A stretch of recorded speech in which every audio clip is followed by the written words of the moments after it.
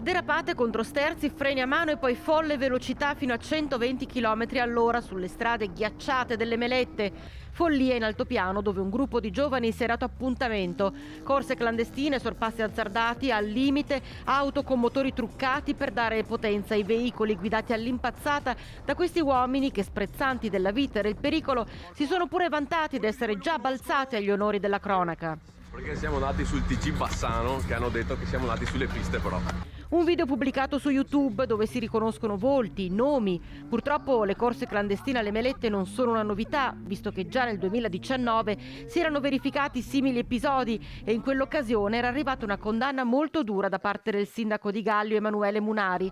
E anche in questa circostanza è intervenuto il primo cittadino che, nel condannare sì un comportamento che va a mettere a rischio l'incolumità dei protagonisti e di chi dovesse trovarsi a passare in quel momento, ha deciso di lanciare una proposta proprio a questi giovani.